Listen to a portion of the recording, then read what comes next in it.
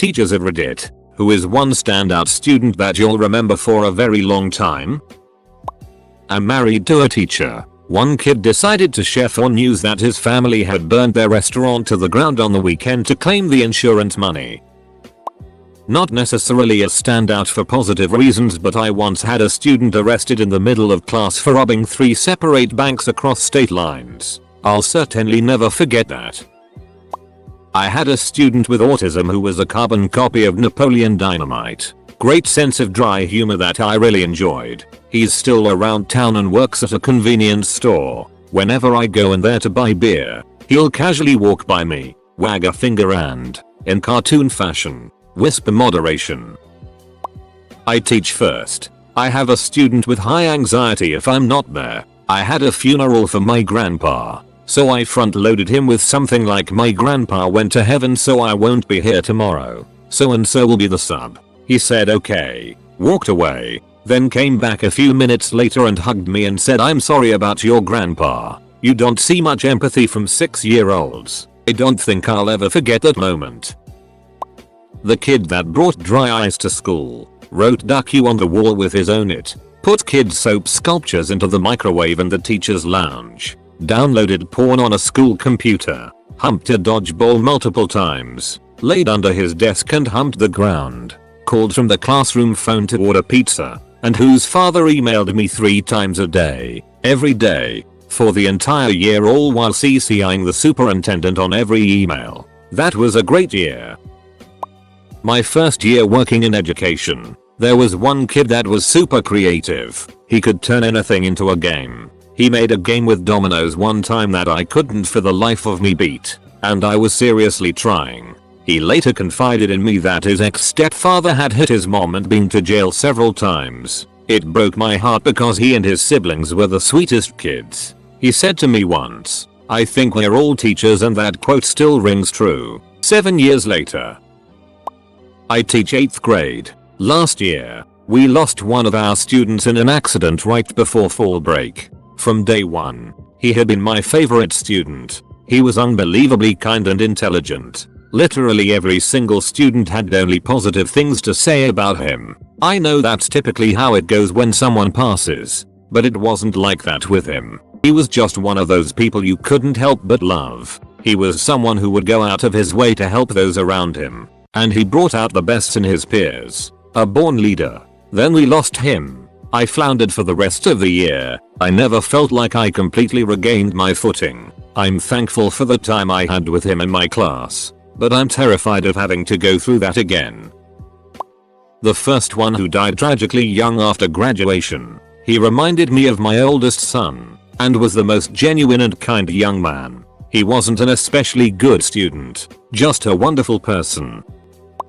I teach where there was a school shooting. My student was shot and almost died. She survived because a specialist happened to be in town. When I visited with her in the hospital a couple days after, she asked how she could finish the class. Her drive was impressive. I had an international female student who started a family in an English-speaking country with a male from her home country. She was becoming Americanized, to her husband's dismay, so he kidnapped the baby back to his home country. For complicated reasons, the woman could not simply go back to her home country without disastrous consequences. The whole saga was absolutely heartbreaking. I have no idea how it turned out. I had one super sassy student who would always grimace when asked a question and give minimal effort in anything related to class. One day our school had a Halloween party and I was helping with a magic show when she ran up to me with her friend and said, "This is my favorite teacher," to her friend. She was smiling so much and so happy, and from that day on she was a brilliant kid showing her true potential. Always high five everyone in your class and make them blossom, fellow teachers.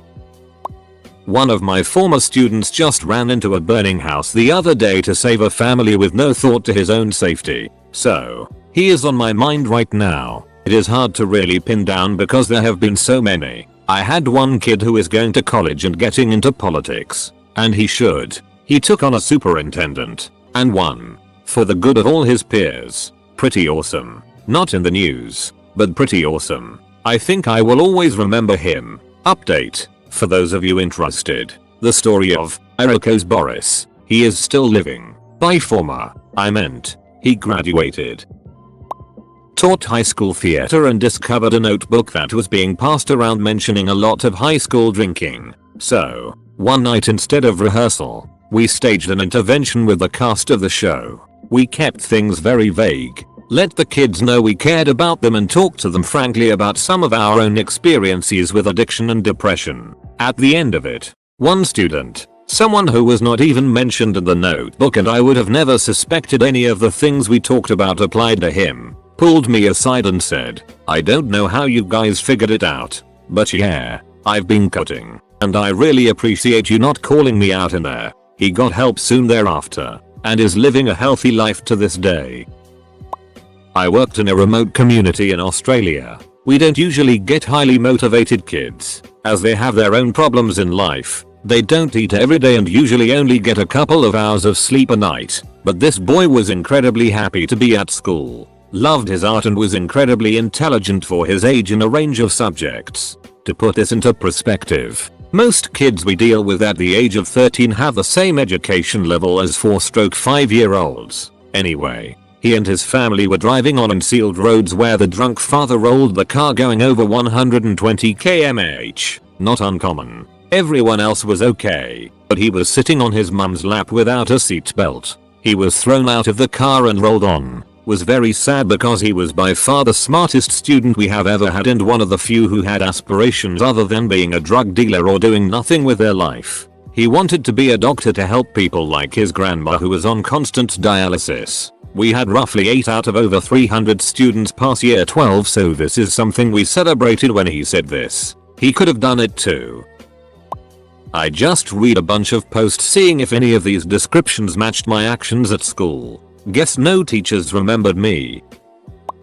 2 kids in 1 week stuck their tongues on a flagpole, exactly like Christmas Story, and another on a basketball stand. During -15-degree weather, 1 kid left a bloody chunk of tongue on the basketball stand. Another super nice high school kid would always say thank you after class, as in, thank you for teaching us. Full stop.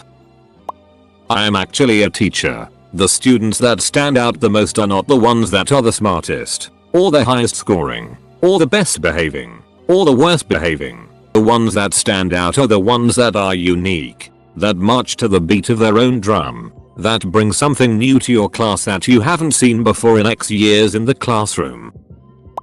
This was when I taught 1st grade. I had a student who would be perfectly happy and normal. Out of the blue he would flip a switch. He would look down or away, and then look back at you with this stare. It was like he could see in your soul. It was terrifying. He would throw things, like desks, try to stab people with stuff. His parents thought starting fires and hurting the neighborhood pets was a phase. Luckily he was only in my room a few weeks before he was put into a special program. I subbed last year at a special education where there was a student that was 6 feet 8 inches and 350 pounds. He punched me square in the chest as hard as he could when he couldn't get seconds in lunch. Won't be forgetting that one anytime soon. In my current position though, I don't think there is a single student I will forget. I am a trained music teacher but my school needed a kindergarten teacher for the year, so this is my first and probably last year doing this. It's been a very interesting and rewarding job but also incredibly challenging with every student requiring such different levels of attention. I had a kinda student last year with some interesting mental health issues. He constantly lashed out physically at staff and students, but one day it was worse than others. My family always looked forward last year to me coming home to hear new stories. On this particular day my class was lining up beside another class to come in from outdoor play while C was muttering to himself about sharks and zombies, his 2 favorite things. Out of nowhere he bites another girl in the class on the lip drawing blood, and doesn't understand why she's so distraught. He starts yelling at her that tiger sharks are the strongest, and she should listen to him when he is warning her about them. One of his exact quotes was, "Next time don't doubt tiger sharks." The main issue was that this little girl wasn't even talking to him or standing near him. He imagined this whole conversation in his head. Every day was an adventure with this student, and he made so much growth while in our program. I enjoy seeing his happy face in the hallways at school now when I walk past him. Especially because he isn't in my class anymore, haha. One boy from when I was a student intern in a kindergarten classroom stands out above all others. He had been violent previously and had been sent to a mental facility and was being phased back into the public school system on the second week that I was in the classroom. So not only was I new to teaching, still getting to know the students and the school workings, but now I had a 5-year-old with a history of violence that must have been bad enough to have been removed from the school already once before. His first day back, he arrived before I got to the classroom. When I entered the room, he had already destroyed all of the desks, 25 of them, had thrown them all around the room and piled them atop one another. As I entered, he was taking the class pet bird out of the cage and ripped the head off right in front of me. Some other students saw him and started yelling and crying, and the regular classroom teacher came running in and grabbed him, and he was trying to run toward the other kids with the bloody bird pieces. I was trying to get the principal and counselor to the classroom. It was horrible. He was removed again, and in the remaining 8 weeks I was there, I never saw him again. Never did find out what happened to him. He was an amazing young boy. He could use complex differential and integral equations at the age of 15. He also had an amazing mustache. His name? Albert Einstein. I started in my first classroom this past July. It is a full special education elementary classroom. I had a very strong connection with one of the students. He had cerebral palsy and was nonverbal, but you always knew what he needed and how he was feeling. He was sweet and enjoyed life. His home life wasn't the greatest, but he loved being at school with his friends and teachers. He passed away in September. I'll never forget that horrible feeling in the pit of my stomach when the staff in my classroom got called down to the principal's office and we were told it was one of the worst things I've ever experienced. I'll always carry him with me. A kid who stabbed himself in the meat between your index finger and thumb and splattered the blood all over the room. I put post-its over all the blood marks so the custodian could find them more easily. I then tried to go about teaching after said kid was in the nurse, and when I went to erase the board, little drops of blood went streaking everywhere. A kid who joked about bringing an AR-15 to school the day after the Stoneman Douglas shootings. I called security immediately. Knowing him, I think he just didn't get how seriously people take that kind of thing, but after 4 security guards and a campus SRO came to get him, I think he got the message. A student once asked me what his sister was like when she was in high school. We had been in the same year throughout high school and then went to the same college for a bit, so I knew her pretty well, even though we weren't exactly friends. Great girl, everyone loved her. She had this way of making you smile no matter how sad you felt. So I'm like, well, what is she up to these days? She must have recognized my name if you know we went to school together. Well, turns out she committed suicide a few months after our last semester together. Her brother was 9 at the time, and was now in my class 7 years later. He recognized me from her yearbook pictures, and just wanted to learn more about his sister from someone who got to see a different side of her. Jacob. I had Jacob all 4 years that he was in high school. Freshman year he was completely obnoxious. The kids hated being near him. He was always making off the wall comments, and nearly failed the class. Over the course of the next 3 years he totally matured and turned around his academics, eventually finishing his senior year with a B+ in my class, and he participated in a bunch of my extracurricular activities. One fun story, we were at a competition for school and he participated in a costume contest. He was supposed to be Odysseus and made his own homemade fake blood out of corn syrup and chocolate. I will always remember him horrifying the 2,000+ people there while he licked his fake blood off himself. The competition actually banned fake blood after that. I appreciated his dedication and sense of humor. He had a rough family life, so we stayed and stay in touch so I can check in on him. He's doing amazingly well in college and he was even in my wedding. Edit. Typo. Not a teacher, but about a teacher. He was the IT teacher at school and did all the networking, sysadmin etc work with no pay, but just because he enjoyed it. He was idolized by everyone he ever taught and was a man who even the kids outside of his class, kids who didn't care about school, would smoke in behind the sheds and start fights etc. Everyone loved him. He was a boxer and a carpenter before becoming a teacher. So a real man's man, but just loved IT work and kids too. Unfortunately, he developed prostate cancer 7 years ago and passed away not long after. Left a wife, twins and a daughter, kids all under 5 years old. Left a massive impact on my life. All the teachers at the school and more students than you could imagine. He had a public funeral at the town hall, with hardly any standing room left. An absolute inspiration of what a teacher should be, and it can be incredibly personal while still maintaining student-teacher professionalism. Still a man that people talk about to this day, and still an inspiration to so many who knew him.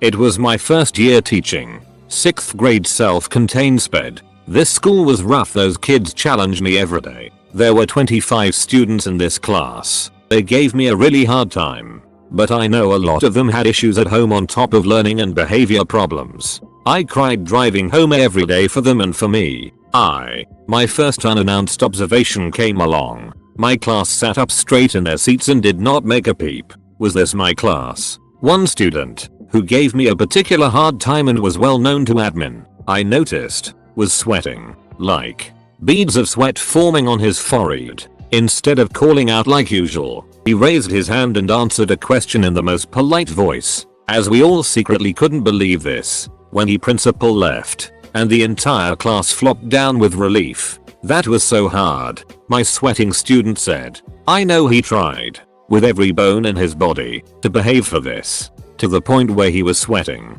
My dear students, who drove me to the brink of crazy that year, told me they loved me and wanted to make sure I had a good observation. They had 2 teachers prior that year who quit, and they wanted to make sure I did not leave. Oh. Is anyone else reading through this wondering if they'll find a story about themselves? I had one student who had oppositional defiant disorder and spent his days being an abusive menace to everyone. He really was a nightmare and very much put me off teaching in case I ever had another student like him. I am no longer a teacher. Horrible, abusive, nasty piece of work. I really want to use stronger language. Kid that locked the bathroom door from the outside while no one was in there, causing a massive headache during an open house. Still have no idea how the duck he managed that. He also cut his hand open punching a padded wall and needed stitches. I have a short list of students who, if I ever find out, became heinous criminals later in life, I would not be surprised. Not me, but my civics teacher, who tells this story every year when he eventually gets asked what was his weirdest student. Well, a few years back when cat headbands were popular, there was a girl who would always meow in class. She never spoke a word of English but would meow every response, including from other students. Sure, she failed every quiz because she couldn't answer it verbally, but I remember she passed with like a low A or high B. Not a teacher, but I was in loco parentis for a group of CVOC, child victims of crime. One of the boys was severely disfigured. His parents had set fire to his room when he was a child, locked the doors and tried to kill him, but thankfully he was rescued, survived. I was having a tough week in work. I didn't think it was visible, but he came over to me and asked me what was wrong, and after talking said life is too short to torture yourself over the things that could have not or might happen. He must have been about 15 and showed more integrity and empathy than most people. I still think of him a lot and hope he is still as positive about life now as he was back then. Not only did he help in my current situation, he caused a butterfly effect and changed my perceptions. I like to think that I have used this experience from him to influence others in a similar situation. I'm not a teacher, I'm a para, but the kid I work with has changed my life. I wasn't sure what I was going to be doing as a para, but ended up working with a first grader born with a prenatal brain hemorrhage. It was tough. I had no real training and got thrown out with the fishes at first. It was tough. It is tough. I get hit, kicked, bit, headbutted, and he likes to slam into me when he's angry. He throws a lot of tantrums, but he's such a great kid. He's got one of the best personalities. He is one of the funniest kids I have ever met. He gets mad at technology and will get frustrated and says some funny things. Like the other day he said, "How dare you, computer? How dare you do this to me?" And I asked him what the computer did and he said, "The word was too hard for me to read." It's tough. But that kid has changed my life. Because of him I am changing my major to SPE teaching after this semester. There are lots of people like the student I work with, but I will always remember him.